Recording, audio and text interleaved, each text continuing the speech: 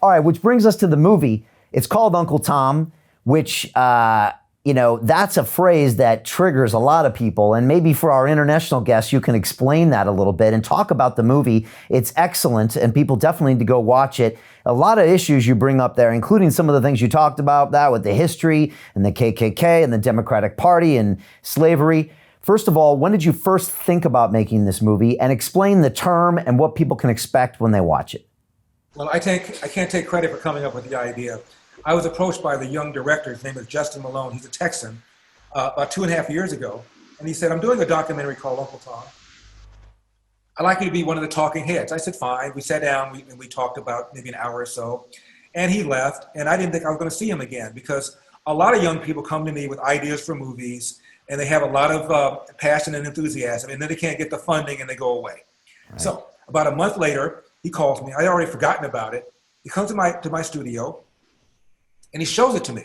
And as you know, it was shot in black and white, beautifully filmed. I love the artistic nature of it. And I love the interview he did. And he showed me one other interview he had done with Jesse Lee Peterson. That's about all he had done. And I said, how far are you along toward getting this movie done? If it were a baseball game, he would have been in the top half of the first inning. I said, how much does it cost to do it? He told me. I said, how much have you raised? He said, $0. I said, now here's what we'll do.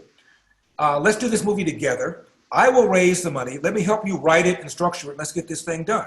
It took us 2.5 years to get it done. It came out on June 19th, also known as Juneteenth, which is a day that many blacks celebrate the Emancipation Proclamation.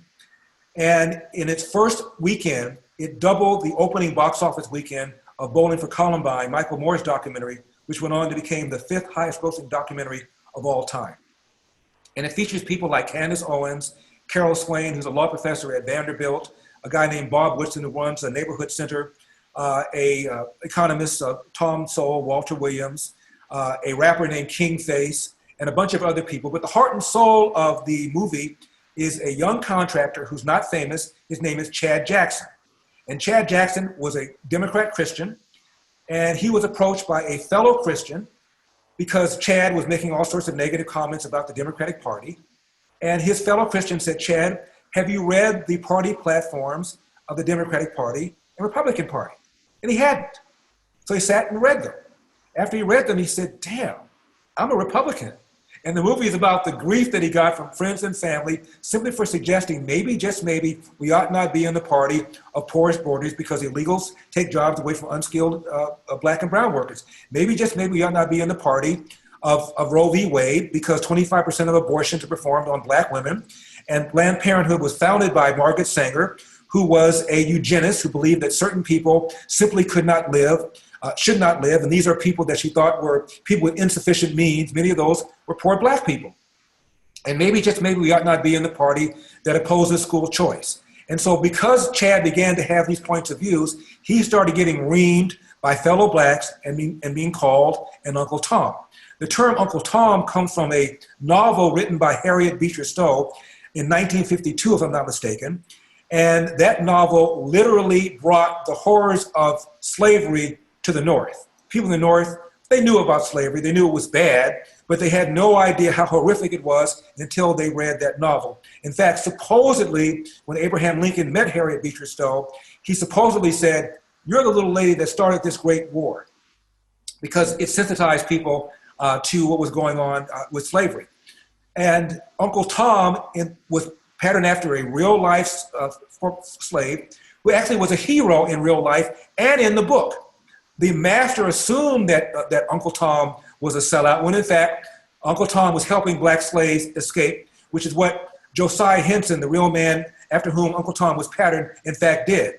He fled to Canada, where he started a colony for freed slaves. So Uncle Tom was actually a hero in the novel, but the term has come to mean somebody who is a sellout, who is somebody who is pushing views against his own people, somebody who hates himself for being black. That's what the term has become, even though historically it is inaccurate. And so we decided to call the film Uncle Tom because all these people, these black conservatives in the film, at one time or another, has been denounced and demeaned as an Uncle Tom in his or her own life.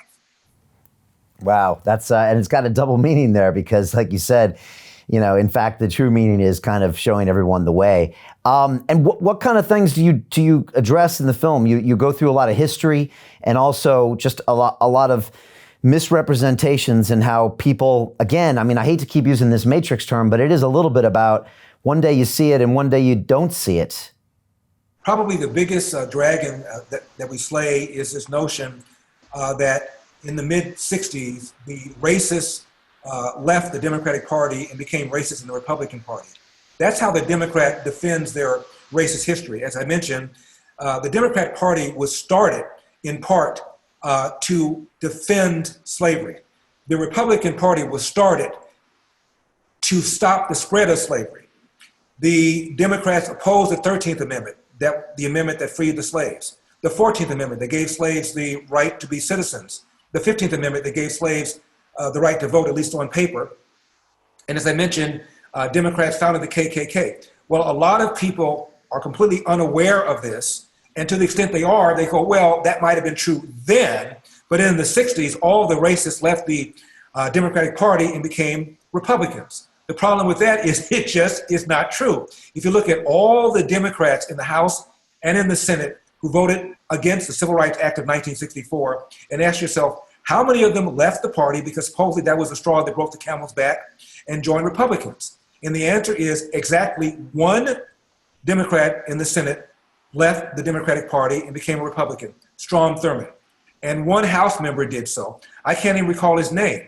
Outside of that, they were born Democrat, raised Democrats, lived Democrats, and died Democrats. Al Gore's father, Al Gore Sr., is one of those who led what was then the longest filibuster in the history of the Senate to make sure that the Civil Rights Bill never came to a vote. Yet most people are unaware of that.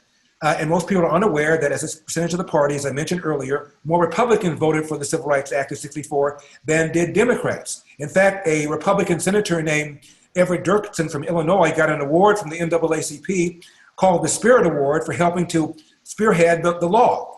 And a black and a white Republican House member named Ball McCullough in the House got a handwritten letter from Jackie Onassis Kennedy when he retired, thanking him for his help in navigating the law to its successful vote in the House. Most people are unaware of who Ball McCullough is or Everett Dirksen is. And so we talk about some of this in the film to set the record straight on who's on your side and who's on their side. Now, regarding the big switch, think about it. You're a white racist Democrat, and you're upset because the Civil Rights Act just passed.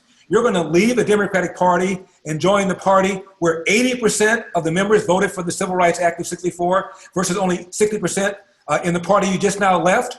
Doesn't make any sense. And the first Republican to be elected to the Senate since Reconstruction was a guy named Howard Baker, and Howard Baker supported integration. It was Democrats like George Wallace who stood in front of the school door and said, segregation now, segregation tomorrow, segregation forever. These were Democrats, and he died a Democrat. It is a lie that all of a sudden the Democrats switched. The reason the Republican Party became more and more popular in the South is because Democrats became more and more left-wing. Republicans in the South are far more religious. They oppose Roe v. Wade. They oppose abortion.